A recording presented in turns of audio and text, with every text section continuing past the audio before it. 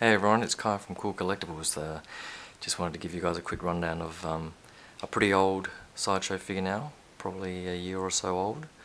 It's the Sideshow IG-88 Bounty Hunter, or Assassin Droid. Overall, I only really got this because I got the Boba figure, and the Bosk figure looks pretty damn cool. And being the Star Wars geek that I am, I just had to pick this up as well. So I got it for a good price locally in Australia, so I'm pretty happy with that. And overall it's a pretty good looking figure, and it does look really good in the shelf next to Boba, and hopefully Bosk when he comes out either later this year or January next year.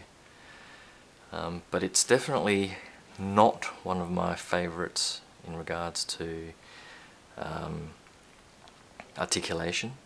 The shoulders in particular, I almost broke the arms off trying to get those to move. I read on the forums that the arms were really hard to move out of the box, and I almost had to get a pair of pliers just to yank them, but luckily I applied a bit of force and they cracked open and were able to move. But it did chip off quite a bit of the paint, as you can probably see in that joint there, but I guess it ends up looking a bit like battle damage or something and you can't really see it. So but other than that, the paintwork and the metal and everything else that they've done is pretty spot on.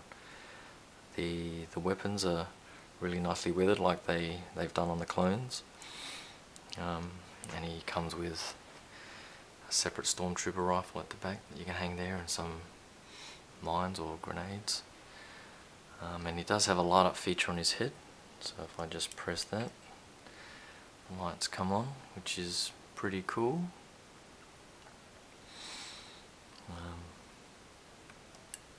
Just turn it off, and the stand also turns on and off, but I don't have the batteries in that, so I won't bother doing that.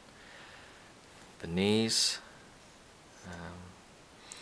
they do extend here, so you can pull them out, the lower part, and push them back in.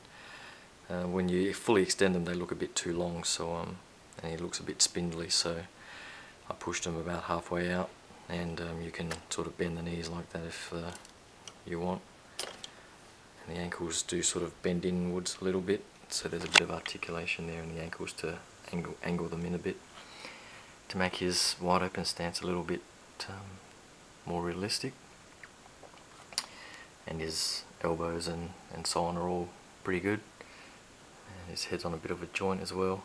And I like that they've got these semi-working pistons here where you can sort of move his body around, and they sort of move up and down a little bit.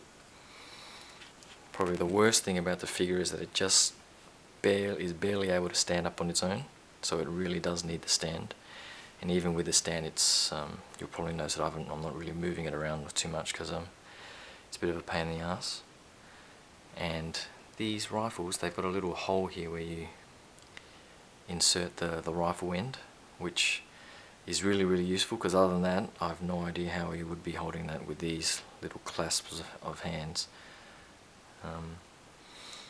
So overall I'd probably give this 6.5 out of 10, 7 out of 10 on the scale of all the figures that I've got so far. But he's definitely worth having to complete the Bounty Hunter group. And we know Bosk is coming, and I think there are rumours that Dengar and Forlom and the rest and Zuckuss are all going to come too, so they should fill out that display pretty nicely. So that's pretty much the quick rundown of my IG-88. Hope you guys keep sharing stuff on Cool Collectibles, and hope to hear from you guys soon. Thanks. Bye.